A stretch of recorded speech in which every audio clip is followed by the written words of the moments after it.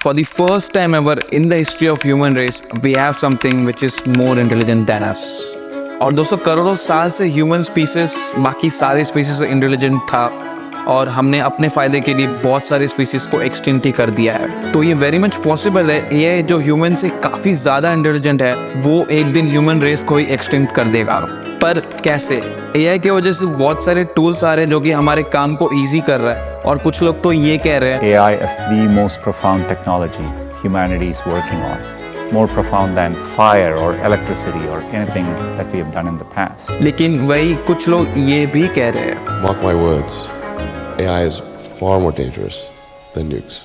तो क्या एआई इतना डेंजरस है और हमको इस पे रोक लगाना जरूरी है? जानेंगे इन डेप्थ इस वीडियो में।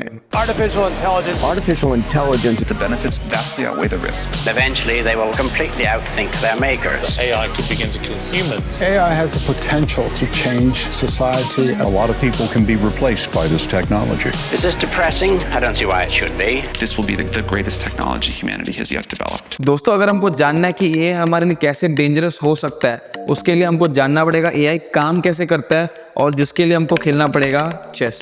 दोस्तों ये वाला चेस गेम हमने कई बार खेला होगा बचपन में और मैंने भी अपने बचपन में बहुत खेला है लेकिन मैं कभी जीत नहीं पाया।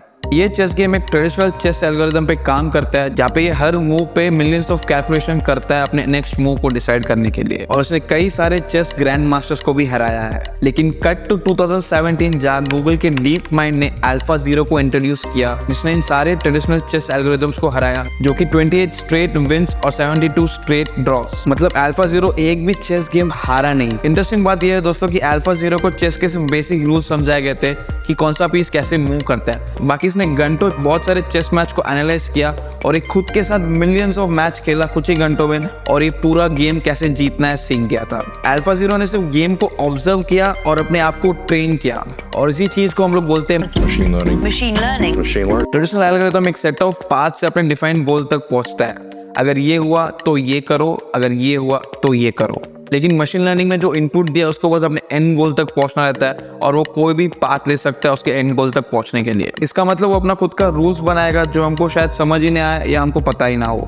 और दोस्तों मशीन लर्निंग के कॉन्सेप्ट ने ही इतने सारे पावरफुल टूल्स जैसे chat GPT, mid journey in सब को बहुत ही पावरफुल बनाया है। लेकिन मशीन लर्निंग को एफिशिएंटली काम करने के लिए इसमें बहुत सारा कंप्यूटिंग पावर की ज़रूरत पड़ती है और ये मुमकिन हुआ सीपीयू से जीपीयू में शिफ्ट होने से। और अगर हमको समझना है कि जीपीयू से क्या इम्पैक्ट हुआ है तो ये 2009 वाला मिथबस्टर्स वाला एक डेमो देखो। ये रोबोट एक सीपीयू को रिप्रेजेंट करता है जो पेंट को शूट करता है 1 by 1 और जो डिजाइर्ड पेंटिंग है वो बना लेता है। लेकिन इसमें बहुत टाइम लग जाता है और ये रोबोट रिप्रेजेंट करता है एक जीपीयू को जो कि पेंट को एक बार शूट करने के बदले एक साथ पैरेलली पेंट को शूट करेगा।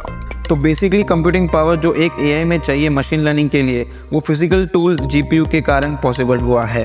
और ये computing power according to OpenAI हर 3 महीने डबल हो रही है जो कि सीपीयू के केस में हर 2 साल में डबल हो रही थी। और यही रीज़न है कि यह इतना पावरफुल हो पा रहा है और इतना जल्दी हो पा रहा है जहाँ ये रियलिस्टिक इमेजेस और वीडियोस जनरेट कर पा रहा है और इतने कॉम्प्लेक्स क्वेश्चंस के आंसर्स बहुत ही इजीली दे पा रहा है। और एआई का जो इतना फास्ट एडवांसमेंट है वो अगर मैं आपको कार के एग्जांपल से समझाऊं तो इमेजिन करो आज व्हील का इन्वेंशन हुआ है तो अगले दिन हमको पता चल रहा है उसमें किसी ने कार डाल के उसको एक घोड़ा गाड़ी या बैलगाड़ी में कन्वर्ट कर दिया है। फिर अगले दिन हमको न्यूज़ आती है कि उसमें किसी ने मोटर फिट कर दिया है और उसको एक प्रॉपर कार में कन्वर्ट कर दिया है। और उसके अगले ही दिन हमको पता चल रहा है कि किसी ने उसको ऑटोमेटिक बना दिया और वो सेल्फ ड्राइविंग कार बन गई है। तो इतनी तेजी से एआई में एडवांसमेंट्स हो रही है दोस्तों। तो यही एक रीजन हो सकता है कि हमको एआई बेनिफिशियल भी लग रहा है और साथ ही साथ डेंजरस भी लग रहा है। तो जैसे कि हमने मशीन लर्निंग के कॉन्सेप्ट में देखा एआई को एक इनपुट गोल मिलता है और उसको एक आउटपुट गोल रहता है तो वो अपने खुद का रूल बनाता है कि उसको एंड गोल तक कैसे पहुंचना है। तो उसके बेसिस पे बहुत सारी थियरीज आई है और एक थियरी है the paper clip maximiser. Imagine करो हमने एआई को एक इंस्ट्रक्शन दिया कि उसको बहुत सारे पेपर क्लिप्स बनाने हैं और हमने उसको फैक्ट्री सेटअप करके दे दिया, सारे रॉ मटेरियल्स दे दे और रिसोर्सेस सारे के सारे दे दिए। फिर एआई अपना प्रोडक्शन चालू कर देगा और धीरे धीरे सारे पेपर क्लिप्स बनाते रहेगा।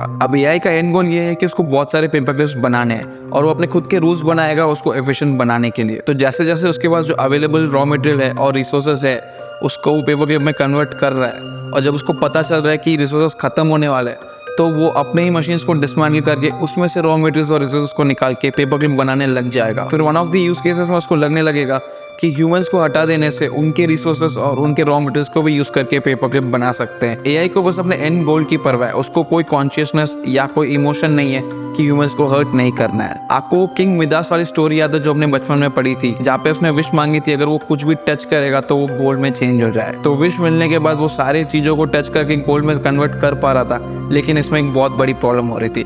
वो जब खाना को भी छू रहा था तो वो गोल्ड में कन्वर्ट हो जा रहा था और वो उस खाने को भी खा नहीं पा रहा था। और दोस्तों एआई के साथ भी यही सेम प्रॉब्लम है। AI will give you exactly what you asked for and not what you want. ये एक इंपॉर्टेंट प्रॉब्लम है जिसके कारण बहुत सारे टेक कंपनीज के सीईओ जैसे कि Sam Altman, Bill Gates, Steve Wozniak और बाकी सारे लोगों ने मिलकर पिटीशन साइन किया है कि वो एआई के एडवांसमेंट को स्लो करे और उसको रेगुलेट करे, क्योंकि एआई सोसाइटी और ह्यूमंस के लिए खतरा हो सकती है। और बहुत लोगों ने तो एआई पे पॉज लगाने को बोला है, लेकिन क्या पॉज लगाना एक सही मूव रहेगा? नहीं, क्योंकि दोस्तों हम एक कॉम्पिटिटिव वर्ल्ड में रहते हैं और एआई एक बहुत बड़ा फैक्टर है। अगर यूएस पॉज लगाएगा एआई पे तो चाइना पीछे रुकने वाला नहीं है और हो सकता है चाइना डोमिनेट कर पाए एआई को, और वो हम सबको पता है it's not a good thing. और एज इंडियंस हमको भी अपने एआई गेम में स्ट्रांग होना पड़ेगा और अपने खुद के एआई सिस्टम्स बनाने पड़ेंगे, क्योंकि ऑलमोस्ट दुनिया की सारी कंट्रीज एआई रेस में लग चुकी है। और अगर हमें अपने इकोनॉमिक ग्रोथ को एक्सपोनेंशियली बढ़ाना है तो we need our own AI.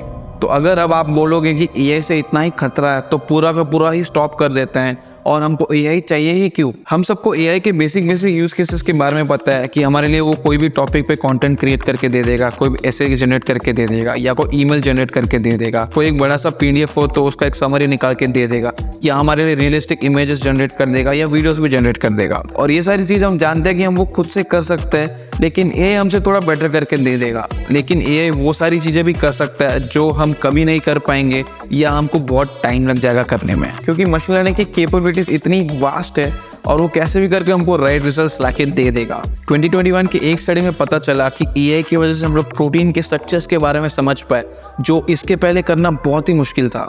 ये मॉडल साइंस का एक बहुत ही बड़ा अनसॉल्व्ड इशू था। इसके पहले अगर प्रोटीन्स के स्ट्रक्चर को स्टडी करना होता तो हज़ारों डॉलर्स खर्च करने पड़ते, जहाँ एक प्रोटीन पे एक्सरे शूट किया जाता, जिससे हम लोग को कुछ रीडिंग मिल जाती और जिससे हम लोग कुछ बेटर मेडिसिन बना पाते। और इसके कारण हमको diabetes, breast cancer, sickle cell disease और फ्लू को ट्रीट करने के लिए नया ट्रीटमेंट मिल पाया। फिर रिसर्चर्स ने ऑलरेडी अवेलेबल कुछ 3D स्ट्रक्चर्स को मशीन लर्निंग सिस्टम्स में डाला, जहाँ इनके पैटर्न को लर्न किया गया और इसके रिजल्ट्स माइंड ब्लोइंग थे। इस सिस्टम ने 200 मिलियन प्रोटीन्स के 3D स्ट्रक्चर्स को प्रिडिक्ट किया, जो ऑलमोस्ट सारे प्रोटीन्स है जो साइंस को पता है। इससे कितने सारे लोगों की लाइफ पर इम्पैक्ट पड़ने वाला है और हम लोग कितने सारे डिसीज को ट्रीट कर सकते हैं। And all this was possible because of AI. और दोस्तों ये तो सिर्फ एक एग्जांपल है, क्या पता हम लोग एआई की मदद से कैंसर का क्योर निकाल पाए, और क्या पता हम लोग क्लाइमेट चेंज को और अच्छे से प्रिडिक्ट करके मेजर्स ले पाए उसको रोकने के लिए। दोस्तों हमारी दुनिया में आज भी बहुत सारे प्रॉब्लम्स है जो ह्यूमन सॉल्व नहीं कर पाई है, और एआई एक गेटवे हो सकता है इन सारी प्रॉब्लम्स को सॉल्व करने में।